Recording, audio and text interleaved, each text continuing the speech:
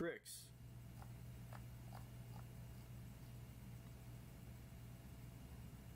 Brothers, sisters, gather round, I've come to show you. The man paused before resuming.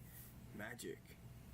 This was said by the man with the funny hat, wearing the funny purple gown, to all of the children of the town who were gathered there that evening.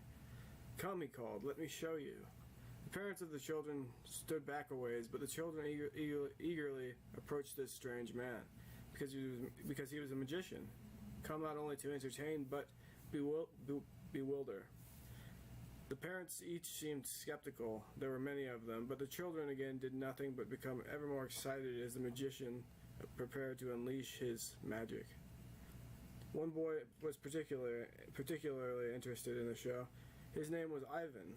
Ivan was a small boy with long blonde curls and bright blue eyes, an expression that one could only describe as sorrowful, and an interesting sparkle in one of his eyes. Ivan was thrilled to see the magician, but he wasn't here for the show. He wanted something more. As the magician prepared further, Ivan made his way to the front of the crowd, sat down with the rest of the children, and waited for the show to begin. When it finished, he'd resolved he would approach the magician with his question. Now for my first trick, children, the magician began. I will set myself on fire. All of the children gasped in surprise, and the parents seemed slightly perturbed, until the magician explained further. Not to worry, folks, he said with a grin under his black pointed mustache. I will also be putting it out just in time.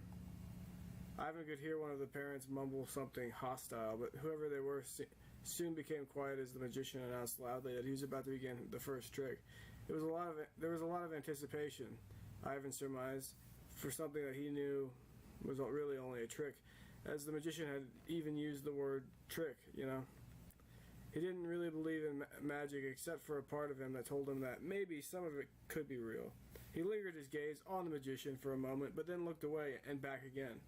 The magician promptly, somehow, set himself on fire, and rather quickly, Ivan would have to say, he put himself out.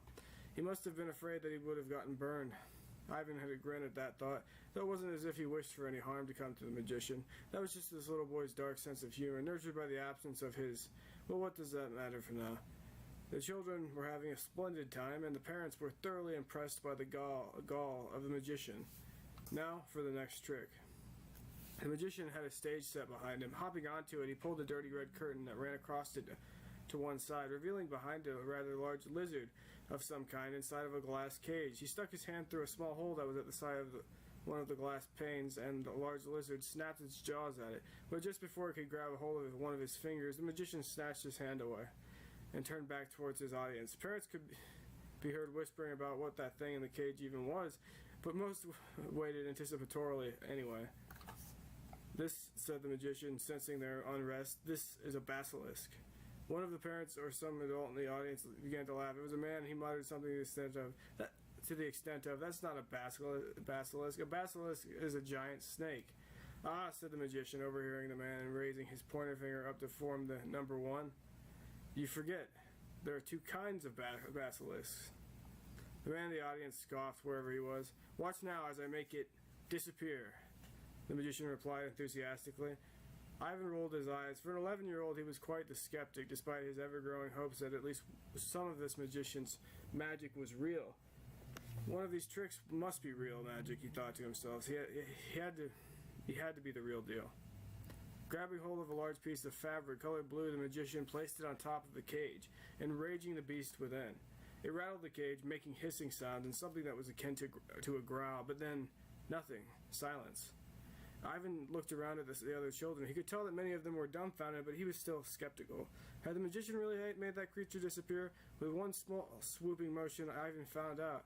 As the fabric was dashed away and off of the cage, it was evident that the creature was no longer there.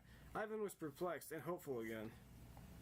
All the other tricks that the magician had up his sleeve seemed to fail in comparison to the trick of the disappearing reptile, or whatever it could be called. Ivan could guess at the intricacies of the tricks and would conclude that most of them were fake, but the disappearing lizard, short of a trapdoor on the stage, which there would appear to be none of, there was no way that the magician could have done it without real magic. Ivan was particularly excited to find this mysterious magician when he was finished with his show and to probe him with an abundance of questions, though he really only had 2 that needed answered. 2, and no more, he decided. The show was winding down now, and the streetlights began to turn on. The show had taken place in the middle of an old brick road, red and ancient, surrounded by vintage stores and the like, or at least it appeared ancient to Ivan, who was only 10 years old. Ivan wondered where exactly he was. His foster parents hovered nearby, awaiting him. He would need to sneak by them. He figured that would be easy enough. He didn't stand out any, and he was wearing what all the other children were wearing for school, a dark gray overcoat with light gray pants. He also had a hat, but he'd given it to his foster mother before sitting down for the magician's show. That was alright, he didn't like that hat anyway. It was easy enough to sneak by his foster parents, and Ivan made his way towards the pop-up building, which was directly behind the magician's stage. That's where the magician would be, surely.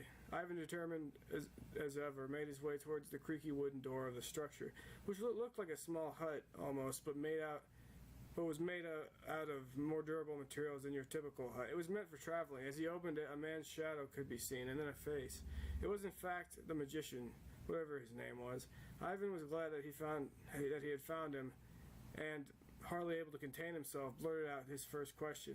"How'd you make that lizard disappear?" The magician looked at Ivan, feigning surprise as he had already seen him coming from a ways off, and responded, "What lizard? There was no lizard." "The giant reptile, you know, in the glass cage?" Ivan insisted. The magician shook his head, forming a grin across his face. Perhaps it was never that at all." Ivan looked at him perplexedly. Well, what? Was it there or was it not?" The magician smiled. "I cannot say. Now go along, I'm busy." Ivan stood his ground, shaking his head. He hesitated. "I have one more question." "Make it quick," said the magician, obviously annoyed by the kid. "Do you know?" Ivan stopped, but then restarted. "Do you know where my parents are?" The magician looked at the boy. One could tell that he felt sympathy for him, at least for a moment, but before the magician could express any kind of kindly words or expression, he pushed Ivan out of the door and onto the ground outside the hut, and shut it forcefully behind himself. Ivan was quite angry. "Tell me," he yelled once. After a moment he stood up, brushing the dry dirt off of himself. There was no response. Ivan shrugged angrily. "Time to go home, then." He walked towards his foster parents, who were looking around for him frantically as the rest of the children funneled out of the seating area.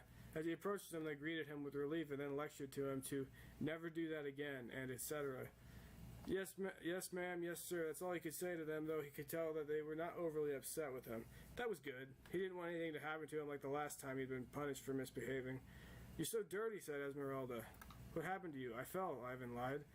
"Well, we'll have to get you cleaned up immediately," said his foster father, James. He was an older man, 45, making him just 2 years older than Esmeralda. The two, like many foster parents, could not conceive children, and that is partially how Ivan wound up with the two of them. Overall, he counted himself lucky, as they were decent parents.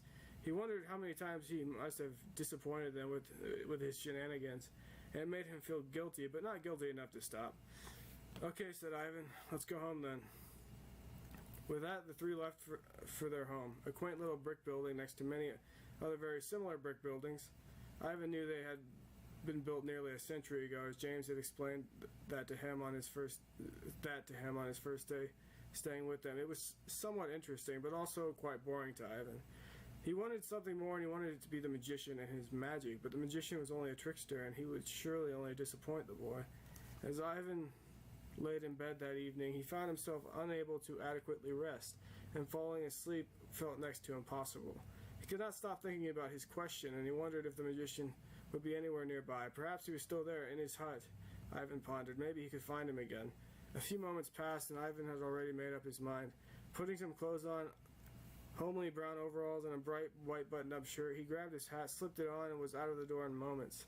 Careful not to wake his foster parents, he tiptoed to the bottom of the stairs, which stood just outside of the hall to Esmeralda and James' room. They also gave off the worst creaking noises, making it difficult for him to be quiet. As he stepped further and further down the stairs, the creaks only seemed to grow louder, until finally he heard someone waking up. "Oh no," he whispered to himself, hurrying down the stairs now. There was a space below the stairwell, and he hid there. Hopefully no one would check on him while he was supposed to be sleeping in his room. He could hear a few footsteps, most likely produced by Esmeralda or James, hopefully, and then a few more. Then there was silence. "Good," said Ivan. "Good." He walked towards the front door, which also creaked for an ungodly amount of time. and finally made his way out onto the street. He left the door unlocked. Eventually, he found his way towards the area of downtown where he'd been earlier to see the magician. He hoped that the man was there, but he didn't expect him to be, as today was a Sunday and Ivan suspected that he would only be here for the weekend. Still, there was a chance of finding him and having his question answered, assuming the magician didn't kick him out of the hut again, and assuming he could even find the place at all. On his way, Ivan heard a strange noise. Disregarding it, he continued his trek. Moments would pass by, and again he would hear that scream. Sometimes it appeared to be louder, sometimes it appeared to be softer, and it sounded like a woman screaming. Ivan hoped that whoever it was all right, and he thought about attempting to rescue whoever it might be, but thought better of it. He was only a kid, and he wouldn't stand a chance against a full-grown man, or likely whoever was likely chasing her, if she was even there or being chased at all. Ivan's imagination ran wild with this narrative until the screams faded and he found himself outside of an old shoe store on the edge of the downtown main square. The magician was just down a street past the square, which was sort of ran parallel to the square and was still part of the downtown. Interestingly enough, Ivan didn't feel very scared the closer he got. It was as if some sort of energy, maybe even magic, had possessed the boy, and he felt that he had to run towards whatever it was that might be emitting it. As he got closer to the magician's hut, he grew even more excited, waiting anticipatorily to see something out of the ordinary. As he approached the street, he took a deep breath and turned down it to take a better look. There was nothing. "No," Ivan said, somewhat sadly. He put his head down and balled his hands into fists. Punching the brick wall might be a stupid idea, he thought to himself, so he only did it once and then backed away. "Will I ever find you?" he said to himself. Just then he noticed a shining, almost metallic-looking item on the ground. Curiously, he approached it. As he looked down at it, he could tell it was a cube, and in the darkness now it must not have been shining before, because it was so obviously visible. Now it could be seen easily. It was a cube of some sort. The inside looked like long grains of sand or rice, each moving around in a hexagonal shape, or something of that accord. They were all a white-blue color, and at least for now they weren't changing shades or colors much. At all, really. Ivan, for some reason, wondered whether or not it would. Maybe it was instinctual, that thought, but it didn't matter. He picked it up. Quickly, the grains within the cube spread to the walls of the cube, and inside the cube, Ivan could see something. "Mom?" he said. "Dad?"